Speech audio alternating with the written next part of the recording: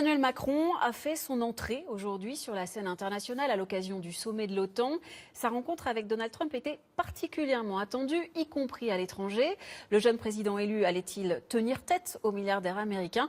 Oui, si l'on en croit la poignée de main virile entre les deux hommes. Benoît Mousset.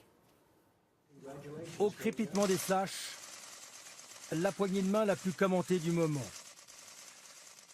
Mâchoire serrée, les mains blanches, comme l'ont décrit des journalistes américains.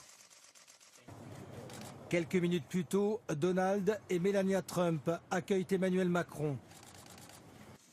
Un président américain très élogieux envers son cadet de 30 ans, qui pourtant n'avait pas ses faveurs il y a quelques semaines encore. C'est un grand honneur pour moi d'être avec le nouveau président de la France, qui a mené une campagne incroyable et remporté une formidable victoire. On en a parlé dans le monde entier. Bravo, bien joué. Je suis très heureux pour ma part aussi d'être avec le président Trump. On a un agenda extrêmement large à discuter. Et après 1h45 de déjeuner, Emmanuel Macron démonte la caricature que certains en Europe ont pu se faire du président Trump. Pour M. Trump, il ne m'appartient pas de faire des commentaires psychologiques. J'ai eu face à moi un interlocuteur efficace et pragmatique que j'ai trouvé très ouvert et avec lequel nous avons eu une discussion de travail franche et amicale. La journée diplomatique d'Emmanuel Macron s'est poursuivie devant le nouveau bâtiment de l'OTAN. Et cette Marseillaise, fredonnée par les chefs d'État à son arrivée, nouvelle poignée de main énergique avec Donald Trump. Emmanuel Macron est désormais sur la photo officielle des grands de ce monde. Pendant sa campagne, Donald Trump avait multiplié les critiques contre l'OTAN, une institution obsolète selon lui et pour laquelle les États-Unis ne voulaient plus payer. Pascal Verdeau, bonsoir. Vous avez suivi ce sommet de Bruxelles. Finalement, qu'est-ce que Donald Trump a obtenu aujourd'hui ? Bonsoir Emmanuel. Vous savez, ce soir, le président Trump remporte une victoire symbolique puisque l'OTAN rejoint donc la coalition anti-Daesh qui compte, vous le savez, près de 70 pays. Alors il ne s'agit pas bien sûr d'un engagement armé, mais d'augmenter notamment les moyens de surveillance aérienne. Et comme toujours, eh bien, la France fait entendre sa petite voix. Attention, il ne faudrait pas que cette coalition renforcée apparaisse comme un club des pays occidentaux. Alors, côté sermon à présent, eh bien, le président américain demande à ses alliés de payer leur quote-part, le fardeau des dépenses militaires. Vous savez, la fameuse cible des 2% du PIB. Nous prendrons nos responsabilités, affirme Emmanuel Macron. La France est à 1,8%, la Belgique à 0,9%.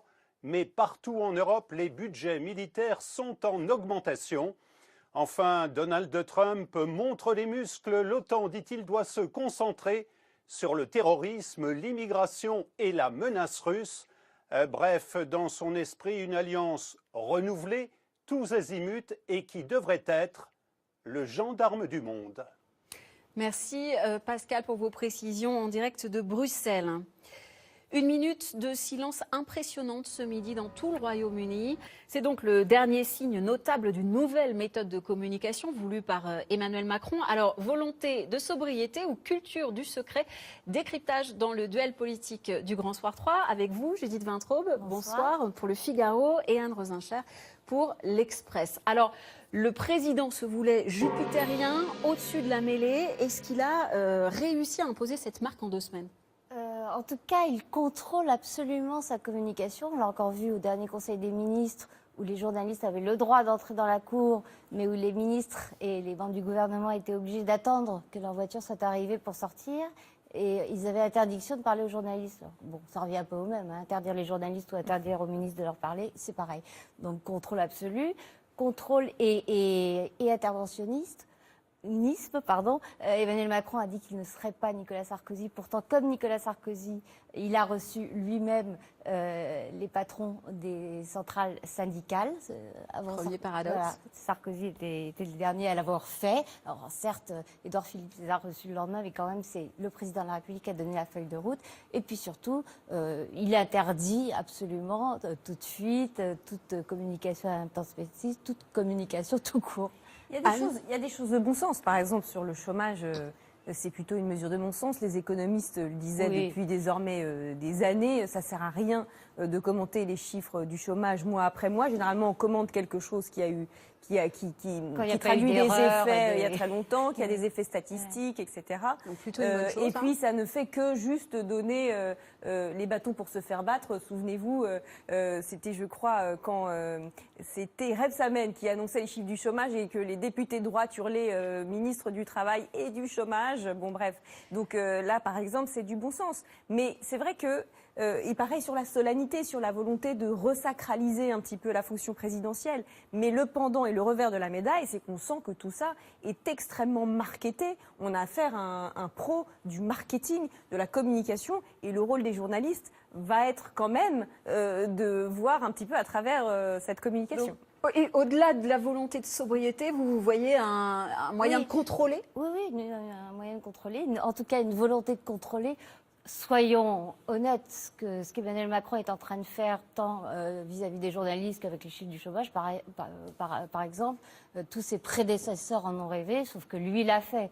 Quand il demande que lors des voyages officiels, ce soit des journalistes spécialisés et non pas des journalistes politiques qui suivent le déplacement, pourquoi ? Pour éviter que les membres de la délégation parlent, confient des secrets. Voilà, il a exaucé le vœu de tous les gouvernants avant lui. C'est pas une question de laisse journaliste ou pas, c'est que de manière générale, c'est très bizarre de choisir les journalistes. D'ailleurs, ils ont rectifié le tir parce que à moitié. Ils ont un petit peu rectifié le tir et ça n'est pas, il n'appartient pas au président de la République de choisir lesquels les journalistes vont couvrir. Juste une précision importante pour les téléspectateurs, c'est les rédactions qui payent et les moyens de transport, les moyens d'hébergement. Donc il n'y a aucune raison au monde pour que ce soit le politique qui décide qui et quand. Mais quand Emmanuel Macron dit au ministre ne parlez pas trop, est-ce que c'est pas aussi là aussi une bonne intention d'éviter le capharnaüm Ça fait partie des mesures de bon sens. Je pense que vraiment il a aussi retenu les leçons du précédent quinquennat qui pour le coup avait été d'une absolue beaucoup trop. C'était le café du commerce en permanence. Voilà, c'était le café du commerce et le président de la République lui-même, y compris, et jusqu'à ce livre qui, je pense, lui a coûté énormément et aura peut-être amené jusqu'au renoncement final. Donc, il a tiré les conséquences de ces erreurs-là et il oppose quelque chose de plus jupitérien, comme vous le disiez au début. C'est plutôt de bon sens, mais je dis, le revers de cette médaille-là, comme Obama aux États-Unis, nous, depuis la France, on trouve que c'est très beau, c'est très clinquant, c'est sur papier glacé. Il ne faut pas oublier que les journalistes américains se sont vraiment se sont confrontés à ça, à cette barrière, et ils s'en sont plaints beaucoup au fait que... Julie, je voudrais qu'on parle aussi de ce qui s'est passé cette semaine avec l'affaire Ferrand. Il y avait une volonté... Ah oui, alors ça tombe très mal parce que justement Emmanuel Macron et Édouard Philippe, qui en a même fait une circulaire cet après-midi, venaient d'inventer l'eau tiède. En mettant ce triptyque exemplarité, collégialité, efficacité au fronton du quinquennat, comme si tout gouvernant n'avait pas rêvé ça, puis boum, l'affaire Ferrand. Mais ça démontre quoi ? Que aussi léché, aussi contrôlé soit la forme, quand le fond n'est pas conforme à ce que vous voudriez qu'il soit, et ça vaut pour les couacs comme pour l'exemplarité, eh bien, ça ne va pas quand même. Pour finir, Anne, ça a été mal géré en termes de communication, justement, l'affaire Ferrand cette semaine ? La communication ne peut plus grand-chose. Le problème, c'est l'effet immédiat de ce qu'il a déclaré et de ce que les équipes En Marche ont déclaré pendant toute la campagne. Et notamment Richard Ferrand, qui au moment des affaires Fillon disait qu'il faut absolument une loi pour interdire les emplois familiaux. On sait maintenant qu'il a employé son fils. Merci beaucoup, mesdames. À la semaine prochaine. On quitte maintenant. Ménager ce président si imprévisible. Hier, au cours de leur première rencontre, Emmanuel Macron lui a demandé d'éviter une décision précipitée sur l'accord de Paris. En signant ce pacte, Barack Obama avait engagé son pays à réduire d'au moins 26% ses émissions de gaz à effet de serre d'ici 2025. Nicolas Prissette, ça fait des années que les dirigeants du G7 ont pris l'habitude de se retrouver une fois par an. Est-ce que ça sert encore vraiment aujourd'hui à quelque chose? Bon, on peut se poser la question, Amandine, parce qu'à l'heure des hologrammes, à l'heure d'Internet, des réseaux, est-ce qu'il est vraiment nécessaire rencontre qui se voit physiquement? On n'est plus dans les années 70 quand il fallait résoudre la crise du pétrole. Là, on transforme une ville comme Taormine en Fort Chabrol et c'est le cas chaque année. Et puis, il faut savoir que ces discussions, eh bien, elles ont déjà eu lieu en amont entre les différents conseillers diplomatiques, ce qu'on appelle les Sherpas des chefs d'État, et le fameux communiqué du G7 qu'on attend à la fin de chaque réunion. Eh bien, en réalité, il est écrit une dizaine de jours à l'avance. Alors, à quoi bon se rencontrer dans ces conditions? Bon, une fois qu'on a dit ça, il y a quand même des circonstances dans lesquelles il vaut mieux que les grands de ce monde se rencontrent, surtout quand ils ne se connaissent pas, comme aujourd'hui Emmanuel Macron, Donald Trump ou Theresa May, qui n'ont jamais eu l'occasion de se rencontrer ensemble. Et puis, il y a des sujets à trancher, vous venez de l'entendre, la question du climat. Quelle est la position définitive des Américains sur ce sujet? Eh bien, il y a un vrai sujet de discussion. Aujourd'hui, il y a une telle incertitude que le fameux communiqué dont je vous parlais à l'instant, eh bien, il n'a pas pu être rédigé à l'avance comme d'ordinaire, comme quoi cette réunion aujourd'hui à Taormine, elle va vraiment servir à quelque chose. Merci beaucoup Nicolas, et ça va donc durer 48 heures pour le G7, alors qu'hier c'était un autre mai, l'OTAN. Un poignée de main qualifié même par l'Elysée de viril et amical, nous dit-on, entre Donald Trump et Emmanuel Macron. Les deux hommes ont déjeuné ensemble. Alors, on nous dit que c'était franc et pragmatique, d'après le président français. Je dirais que le cœur de nos échanges fut le pragmatisme.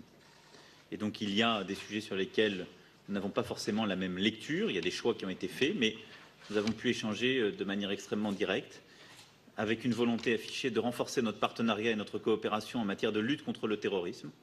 Ce fut pour moi un très bon entretien. Un sommet au cours duquel Brigitte Macron, elle aussi, fait ses premiers pas sur la scène internationale après une escapade dans Bruxelles. L'épouse du président français a retrouvé, vous le voyez, ses homologues, les autres femmes et conjoints de chefs d'État au musée Magritte de la Ville. En marge de ce sommet de l'OTAN, Donald Trump a promis de poursuivre